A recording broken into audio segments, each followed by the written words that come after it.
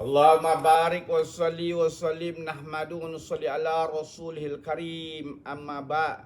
We continue the recitation of hadith in our on the subject of ikramul muslimin, dignity of Muslim. Abu Sa'id Al-Khudri radhiyallahu an narrates that Rasulullah SAW said, for a mu'min, headache or a thorn prick or any other thing which causes him distress, Allah will elevate him 1 degree and wipe out his sins on the day of resurrection. Ibnu Abu Dunya Targhib. Abu Sa'id Al-Khudri radhiyallahu an narrates that Rasulullah SAW said, for a mu'min, headache or a thorn prick or any other thing which causes him distress, Allah will elevate him 1 degree and wipe out his sins on the day of resurrection. Ibnu Abu Dunya Targhib.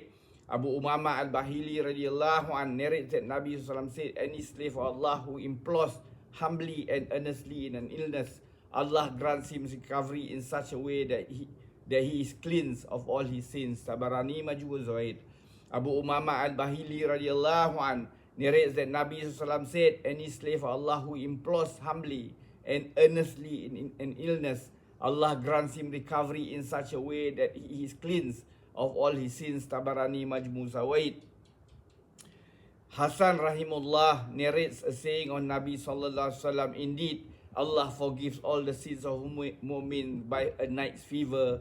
Ibnu Abi Dunya Ithaf. Hasan rahimullah narrates a saying on Nabi sallallahu alaihi wasallam, indeed Allah forgives all the sins of mu'min by a night's fever. Ibnu Abi Dunya. Abu Hurairah radhiyallahu an narrates that Rasulullah SAW in a hadith Qudsi said, Allah SWT says, when I inflict illness upon my slaves and he does not complain about me to people who visit him, I set him free, forgive his sins. Then I change his flesh with flesh better than his and blood better than his blood, and he resumes his deed afresh as all his sins had been wiped up. Mustadrak Hakim. Abu Hurairah radhiyallahu an narrates that Rasulullah sallallahu alaihi wasallam says, when I inflict illness upon my believing slave and he does not complain about me to people who visit him, I set him free, forgive his sins. Then I change his flesh with flesh better than his and blood better than his blood, and he resumes his deeds afresh as all his sins had been wiped out.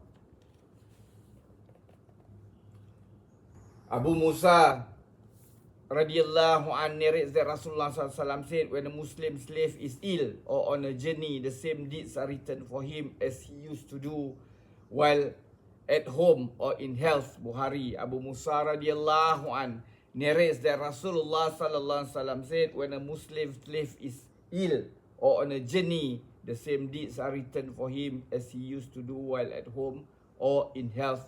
Bukhari. May Allah give us taufiq to put all this into practice and convey to others. Subhanallahi wa bihamdihi, subhanakallahumma bihamdika, asyhadu an la anta astaghfiruka wa atubu ilaik. Subhana rabbika rabbil izzati amma yasifun wa salamun ala mursalin, walhamdulillah rabbil alamin. Taqabbalallah.